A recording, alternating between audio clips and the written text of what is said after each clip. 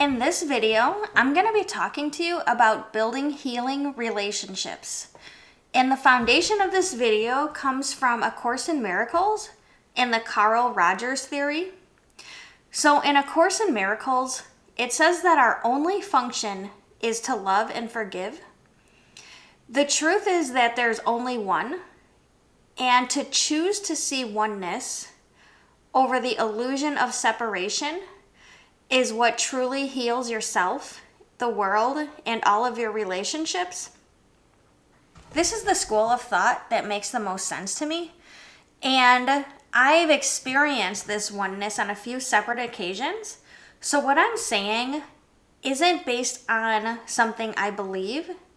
It's based on what I've come to know. So when you begin to see oneness, it becomes impossible to hold grudges, because holding grudges serves the wrong self. It serves the smaller, separated self.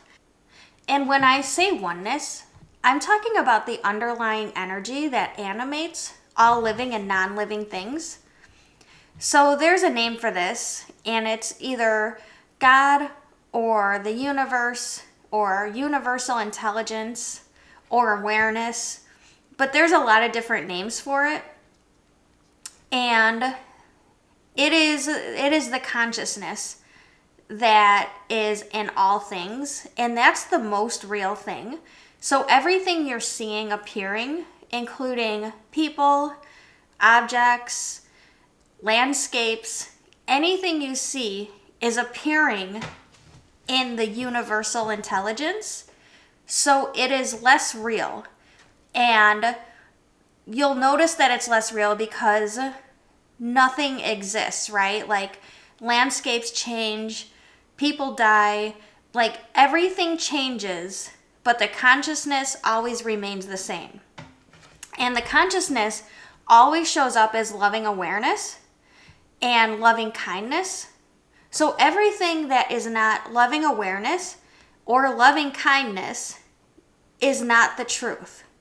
So A Course in Miracles teaches you to look over everything that's not true, everything that is not loving and kind, to see the truth of oneness. So from the lens of oneness, judgment actually makes no sense because it implies two, right? I am right and you are wrong. That means two, which is a lie of the false self, the small separated self. A dismissal, right? When you see somebody acting in a way that makes you just have to get away, that also implies two. So I need to get away from you, meaning there's two people that can possibly get away from each other. So the only thing that is real is love and awareness, and the way it shows up every time is through love and forgiveness. Although when you're forgiving, you're not forgiving another person, you're forgiving what you think about the other person. Carl Rogers teaches that a good therapeutic relationship doesn't judge, is very understanding, doesn't diagnose or assess or try to fix, keeps a constant positive regard for the client, and always is in touch with their emotions and their reactions, so the therapist can be congruent with who they are. What they say and how they say it is congruent to the person that they are. And when these criteria are met, the person who's in therapy will have their personality develop into higher levels. So what do I mean by that? Well, a lot of the lower levels of personality, they act on fear. They're very fear-based. So it's a lot of people pleasing. You know, that's like a survival strategy that you learn in childhood. There's adherence to expectations, social norms. It's doing a lot of things to continue to be accepted by the group. It's not being your true authentic self. It's more worried about what it looks like and what it's putting out. So a person in this type of fear will not trust themselves. They won't trust their own judgments. They won't trust who they are. They won't trust their reactions or their emotions. In fact, when emotions pop up, or if a thought pops up that's incongruent with the persona that they're projecting, it feels very scary. So in the relationship, if you can provide an understanding and a love for your client, then they will naturally begin to become who they are. They'll naturally begin to release the layers of fear and this need to fulfill expectations and this need to please. And then the focus will turn in on, well, who am I? What is my purpose? How am I feeling? What do I want? What should I be doing now? And there's a movement from caring about what the outside world thinks so much to being so much more interested in who you are as a person. And when that becomes your focus, the fear you have tends to disappear, and you're able to be autonomous. You're able to live in the values that are important to you. So you know when to say yes, and you know when to say no, and you're not afraid to say yes and no when it comes time. This is the authentic self. So, why does it matter? Why does it matter if we are in these healing relationships with each other? It seems like something nice to do, but maybe not something that's necessary. And my theory is I believe it matters because 10 to 15 years ago, things were different and they were way better. And the way things change now is everybody is living in fear. So the way we act when we're in the world, we're not living out our knowing, and we're not acting in accord with our true selves. So instead of people acting out who they naturally are and responding empathetically and kindly and in service to others, typically we're just telling each other to fuck off all the time. We are in a state where we're always just saving our own lives. It's like as a collective, we are lacking and desperate and willing to do anything we can to mitigate this feeling of lack or not enough or waiting for the other shoe to drop. So as a result, a lot of people are acting selfishly, immorally, or out of sync with their own conscience. So there are situations, right, with people where they'll see somebody in need and have the ability to help them, but then the fear arises, the fear of being harmed or the fear of ending up in a compromising position.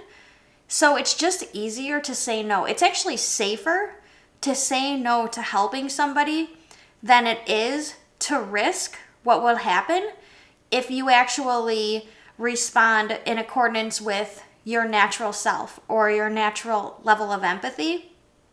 So as a result of so many people doing this, we live in a world where, or in a society, and maybe I'm wrong. I don't think I'm wrong, but I might be wrong. But it feels like we live in a society where there's not a lot of compassion. And compassion cannot flow from fear. It can only flow from love. I believe it's important to change this because right now we need to regain our humanity. I don't know if it's necessary for us to spend every day trying to save our own lives. I believe right now, especially in America, we have enough power, enough truth, enough information, and probably enough freedom to make the world what we want it to be. But if we continue down this path of more and more people losing their humanity, it actually might come to the point where every day is just an exercise in staying safe rather than a natural expression of who we are. And who we are is joyful and creative and abundant and fun and giving and curious and kind. So how do we heal and bring out the humanity in others? So I have 2 ways that I think might help. And the first way is to see the oneness in everybody.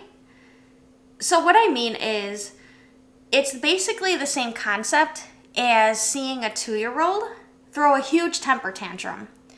And you don't hold them, hold their person, hold their being to these behaviors. What you do is you stand there as a loving, kind presence that can be there with them in their pain, and you provide a safe place for them to come and talk to you. And what this does is it helps everybody move on with their day, and it helps the 2-year-old mature to a person who can possibly find better coping skills. And what you also probably shouldn't do is remind that person, when they're 3, when they're 4, when they're 30, I remember when you were 2, you threw yourself on the ground because I wouldn't give you the popsicle. Like that's such a burden for somebody to carry. And it would be ridiculous to make the behaviors real about them. Seeing that same thing in adults is way harder to do, but it's actually what needs to happen. So you can take anybody and see their bad behavior and then make that part of who they are and keep them there. You can imprison them in this bad behavior for years. Some people hang on to things for like 25 years. Although when you're judging, so a few things are happening. One, you're placing yourself in a position of superiority. So you're really satisfying either an arrogant place in yourself or a fearful place in yourself. And you're making this behavior real for you and for this other person. So instead of the oneness and the loving awareness, now you're both in the movie, and this person is the bad guy and you are the good guy. And these judgments that you may have, don't serve to bring any peace or any understanding or any healing to what has happened. It actually makes things so much worse because you're adding negativity and importance to something that happened in the past, something that wasn't good. So I'm not saying that doing this is easy or natural in any way. I know that seeing somebody act dangerously or ruthlessly and giving them a pass and just seeing their oneness would be, it is really hard for me. So one trick I use is to remember that I act horribly sometimes. Usually I don't act on my negative emotions, but sometimes I do. And I'm still going to continue to do it when I think it's right. I don't have to walk around acting like I'm something I'm not. When it's time for me to freak out, I'm going to freak out. And that's the same gift I can give to somebody else. Sometimes it's just time to freak out. So I understand how somebody can actually be like a very kind and decent person, but if you catch them at the wrong moment, they're going to look quite a bit different. So if you're even able to kind of look past bad behavior and see people as worthy and loving and innocent, no matter what their behavior looks like, they might also begin to see that in themselves, and that truly brings healing to them. It will bring healing to you and the relationship. This is actually the greatest gift you can give somebody, is to see all of the bad pieces of them in action, but never equate who they are to these things that have happened, and continue to love them as if they are pure and innocent, it is the greatest gift you can give to someone. So the second thing you can do is really seek to understand somebody. So when you're looking at anybody, see them as worthy and intelligent and valuable, and speak to that part of them because they are worthy, intelligent, and valuable. And especially if this is the part of them that you'd like to connect to anyways, it's probably the piece that you should be paying the most attention to. If you can hold somebody in this positive regard and truly see them with your loving awareness and try to understand them, you will naturally build empathy. And then all of a sudden, everything they're doing, everything you were just trying really hard not to judge, you'll see how through their vantage point, it makes perfect sense. And the way you respond to them will be very compassionate. I notice when I do this, when I respond to people very empathetically, that I actually begin to appreciate their bad behaviors more. I don't judge it or want them to get fixed or to go away. I almost see it as a part of who they are. It's just what's happening, and it's okay. So I'm to the point now where I can relax while I'm watching complete ridiculousness, and what I'm not doing is adding any fuel or any negativity to any situation, and I can end up basically laying a foundation for joyful and fun things to happen if I can just keep myself cool. So I hope this has inspired you to want to listen more openly, to want to understand, or to want to overlook mistakes and try your best to like somebody a little bit more. Because if responding lovingly and compassionately towards others is healing, and it helps them to become empowered to be the person they were naturally supposed to be, if enough of us do that for ourselves and enough people, maybe we'll be living in a world filled with empowered people, and it will be a better and more regular place to live in. Thank you for watching, and I will see you later. Bye.